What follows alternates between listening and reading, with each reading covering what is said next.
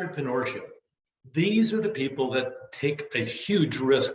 Sometimes they actually take loans on their homes to start a business. Sometimes they're spectacularly successful, and sometimes they're not. So that being said, we need to know about the details before we launch, but sometimes you can't know all the details. I got this clip off of YouTube I wanted to share with you. I think it's really very profound in the process, so please bear with me. This is actually some of the best advice I've ever seen for entrepreneurs.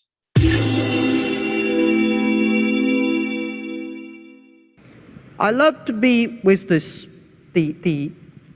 the entrepreneurs, because you guys reminds me the past 18 toughest years that we've got.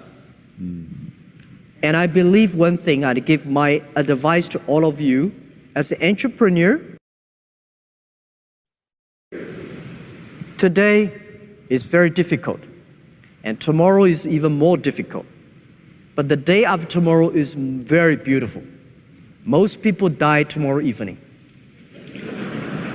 You have to work hard, you have to learn, you have to rely on your team. And that's my business. Constantly seek criticism. Yeah.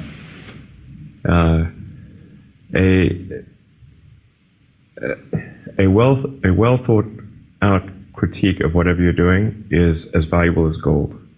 And you should seek that from everyone you can, but particularly your friends.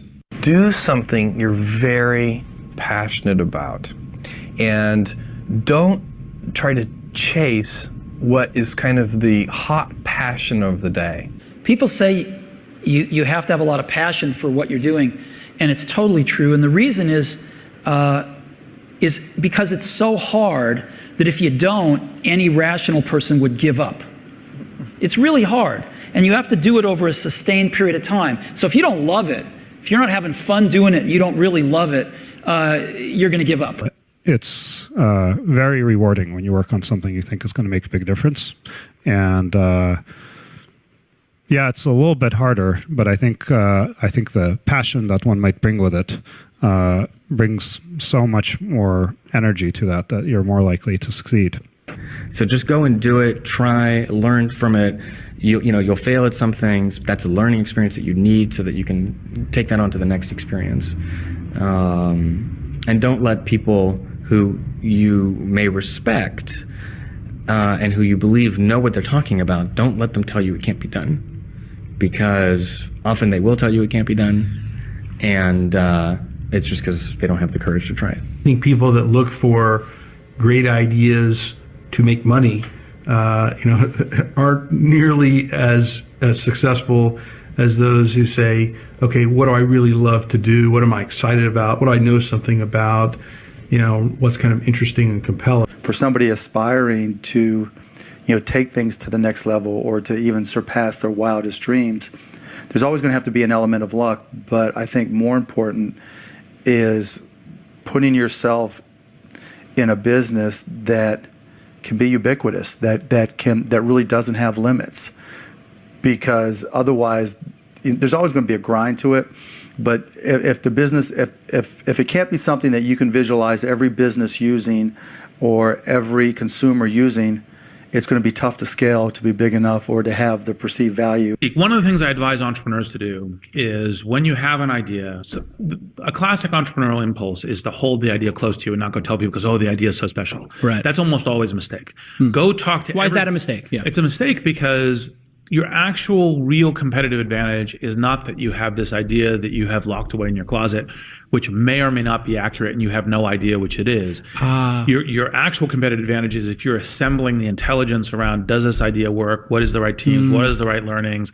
And we're essentially in motion. The hardest thing to do is start. You have all these ideas and everyone has an idea, but it's really about executing the idea and building the idea and attracting other people to help you work on the idea. That is the biggest challenge. But the way to begin is to get the idea out of your head, draw it out, talk about it, program it if you're a programmer, or make it if you're building something. Like, you don't have to be the best, but you have to be dangerous, right? You have to learn just enough to be dangerous, to build an idea, concept it, and show it to the world.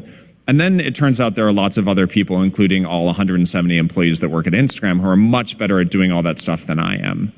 But you need to find people who can, you know, be drawn to the idea that you build, and then they end up taking it and making it even better. You know, one way to conceptualize what makes a good product is, you know, good engineering is part of it, good design is part of it, but really it's, one way I think about it is, at least, is maximizing the probability that someone shows up at the front door of, you know, your store or your website or whatever it is and ends up with a solved problem. And oftentimes the best methodology is to start with the perfect experience with just one person, get that right, and then figure out how to scale something great instead of scaling something not so great and then trying to improve it. That's really hard to do. And so I think when you are starting a new business, you don't want to go after giant markets. You want to go after small markets, and you want to take over those markets quickly. And there are a lot of people from whom we can learn a lot. And I think, like, you know, the one piece of advice is, like, don't underestimate anyone you come across ever. Right. Like, whether they're, you know, a blue collar worker waiting for the bus, or they're, you know, helping you at they're the server or bartender at the restaurant, or they're a lower ranking employee. I mean, the smartest leaders I've ever seen have always gone around the room and asked for everybody's opinion. Most startups that fail do it ultimately because they did not make something that people wanted. They made something that, you know, that they thought people would want, but they were either in denial about it, about, you know, whether it was actually any good, or somebody else came along and made something that people wanted even more. The most important thing when you're working with people early is that you guys line up on what your goals are. That sounds really basic, but you can totally, it can be fine. You can want to build a small business that makes money, and you don't have to go to an office every day. Or you can want to build a huge company. You can want to build Google. But I think you have to be really, really aligned on that. So we talk about the different entrepreneurs. We hear their opinions. Frankly, there's so much wisdom in just that brief video of some billionaires. But they're billionaires who worked 60, 70, 80, 90 hours a week to help their dream come true. And then they pursued it nonstop for multiple years in the process. Here's an example of Sarah Blakely. Once upon a time, she believed pantyhose should be seamless. And if a woman wanted to, they should be able to smooth areas of the body they're comfortable with. So she went through at the age of 27. She didn't know much about the business of hosiery. She didn't know much about getting the patent or anything else. She only had $5,000 and a full-time job. She went to lawyers. One of them thought she was being so funny about her idea that, where's candid camera? Frankly, he's probably a jerk to this day, but that said, what's more, they all wanted to take all of her life savings just to patent her ideas. So Sarah did something really different. She got a textbook she found at Barnes & Noble. She wrote the patent herself. By the way, all of you are capable of writing a patent. It's a little bit complex and you can always submit it. But that being said, she spent a little bit of money in the process of doing that. She went out, she patented her own idea and came up with the whole concept behind Spanx. 12 years after launching it, she became the world's youngest self-made female billionaire. Not bad.